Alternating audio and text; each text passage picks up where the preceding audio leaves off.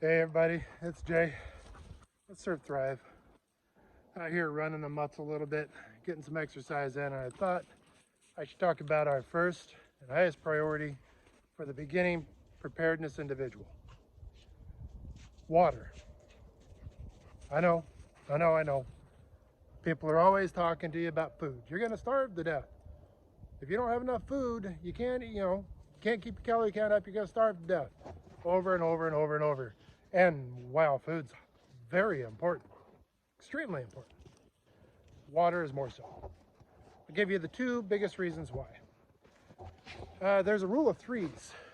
Um, it says that you can go in extreme weather, you can go about 3 hours without shelter, which if we were talking about a survival situation from like a car wreck or whatever, we'd be going there first. But we're not. We're talking about general preparedness in your home.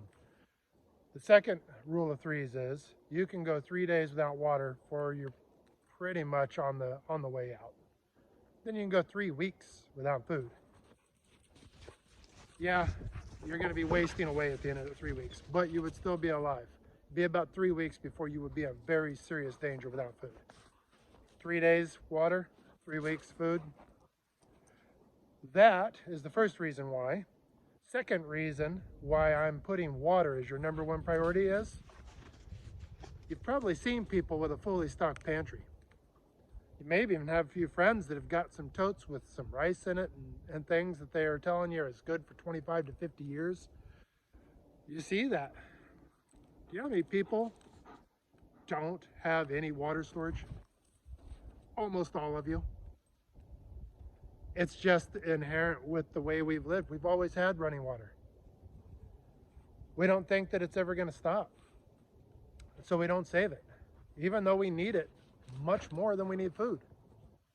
So, my number one priority for the beginning prepper, excuse me, that's the naughty term, the beginning person who wants to have emergency stores in case of whatever emergencies in your mind.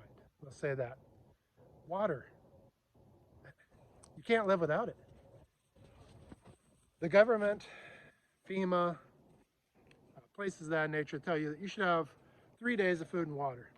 The reason why they say 3 days is not because that's the average lasting emergency or that's what they predict. It's because they think that if it's bad enough, within 3 days, they will begin restoring order. I wonder how many people fell for that in New Orleans. And New Orleans is nothing compared to some of the catastrophes that we're kind of looking down the barrel at, becoming more and more possible, more and more likelihood of happening. So, that 3-day rule, it's crap. Unless you're planning on being saved by the government, in which case, what are you even doing here? I mean, this isn't your channel if that's your mindset. So, for being real, you need some damn water. So, there's a few different ways you can do that. I mean, I know some of you are on well, a lot of you are on well, and you're thinking, I don't need to store water, I have a well. What pumps that water up to you? You need electricity to run the pumps. What if we're powered down for, I don't know, a week? What if we have a problem getting power out to you for a solid week? What water will you have? Do you have a contingency plan for how to pump that water up consistently at the volume you're going to need from your well? Maybe you do, and if you do, phenomenal.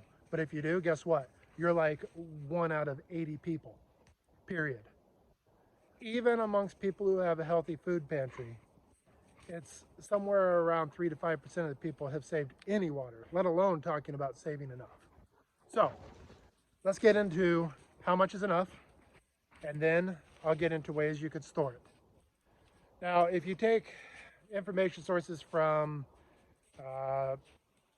FEMA, the CDC, the US military, and a few other sources that are pretty easy to find online, the numbers range a little bit. You'll also hear that generic emergency figure of, 1 gallon per day per person. 1 gallon per day per person is crap. That might get you by, if you don't want to do the math, for drinking water only. What about washing? This and your clothes. What about getting rid of your waste, your poo? You need water to help clean this stuff up.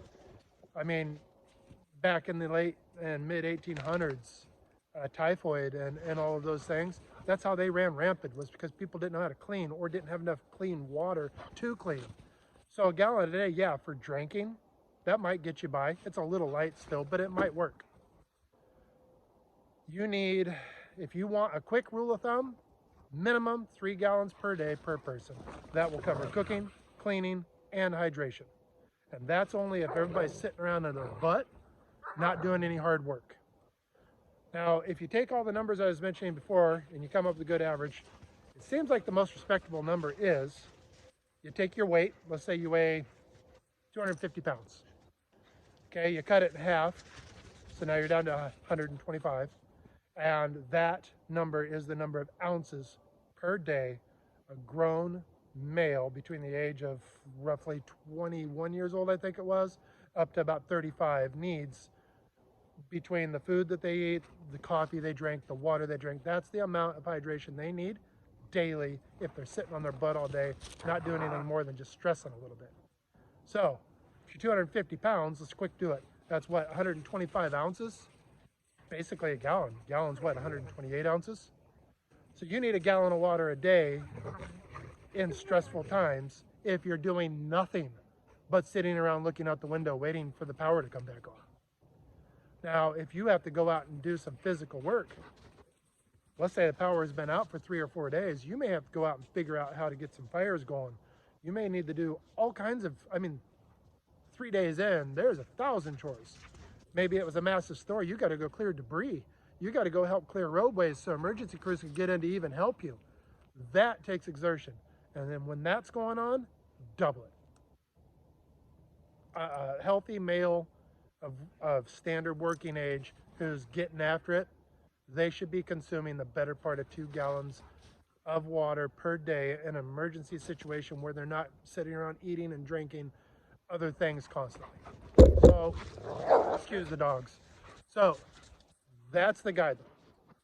So, if you do the math on that real quick, it adds up fast depending on the number of people you have in your house.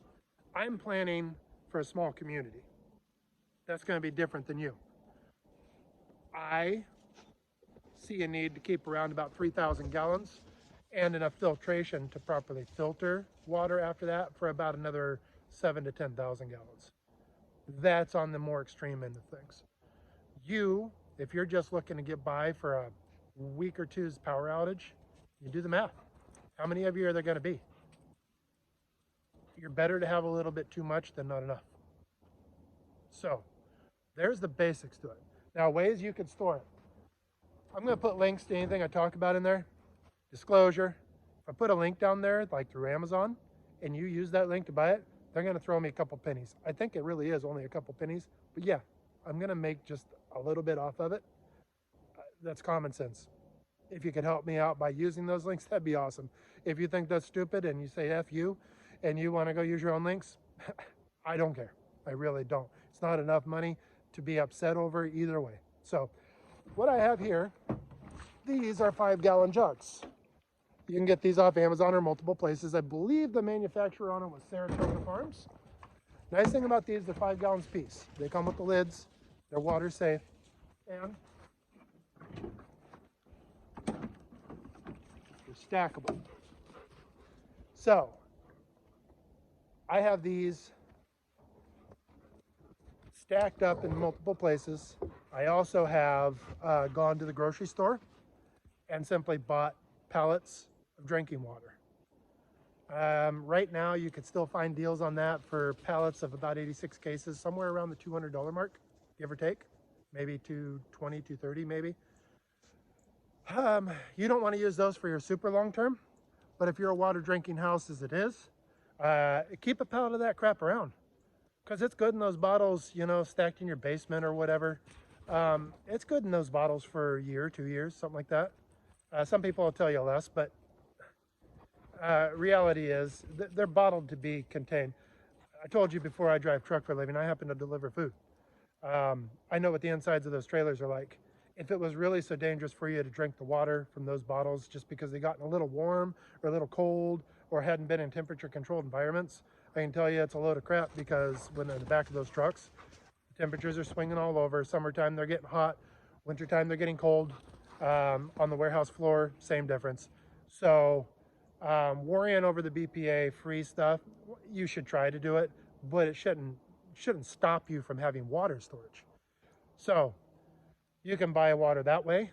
You can find food grade 55-gallon blue barrels and fill those up. When you fill those up, they're over 300 pounds. There's big 4x4 IBC totes. Those are even more weight. Weight's a big problem with water, so just think through the way you do it. For long-term storage water, you could keep utility water for like doing the dishes, doing laundry. You could keep that stuff around just about any way you want to, any kind of a plastic barrel or whatnot. You can even fill up 2-liter bottles and whatnot. For your drinking water though, if you can, I would go with a system more like these. The bottled drinking water stack for your first use, then moving into these. Now with these, I made sure I checked with my local municipality, and I know how they treat their water. And they actually go a touch heavy on the chlorine, and I know what their pH is and everything else, and so I feel comfortable just going straight from the tap into here. Now, I will include a link for water treatment tablets. It never hurts to drop those in as well before you seal them up. But water is water. If I leave this water sit for 10 years and then I suddenly have to break into it, the most I'm going to have to do is I would pour it into like a 5-gallon bucket or something, or a large glass, and then pour them back and forth a couple of times. That re-oxygenates the water and gets rid of that kind of dusty taste. Maybe you've drank some old water before, it's been sitting out for a while, and it almost tastes like it maybe collected dust. That's not it at all. The oxygen just evaporated out of it. Same thing will happen here after years. So you want to re-oxygenate it if you have to use it. There's also, you can look online anywhere and find the formula, but I believe it's 1/8 of a teaspoon of bleach, good fresh bleach. 6-month-old bleach starts to lose its effectiveness. So you can put that 1/8 of a teaspoon of bleach per gallon into your water, wherever you're storing it. That'll keep bacteria from growing. Biggest thing is keep it out of direct sunlight. It's one reason you want to keep it into clear buckets or clear totes, is because the sunlight will actually assist in the growing of bacteria. So keep it, keep it out of direct sunlight. Don't let it get too hot, anything that you could think of that would make it grow algae. That's what you want to avoid. So there's your formulas. There's some ideas on how to store it. Feel free to shoot me questions if you got questions on how to store water. But the biggest thing is water is your #1 need. More than food, more than everything else. Get yourself some water and be among the very few who are actually starting to be prepared. So, that being said, I wish you all well, and go out there and be the good.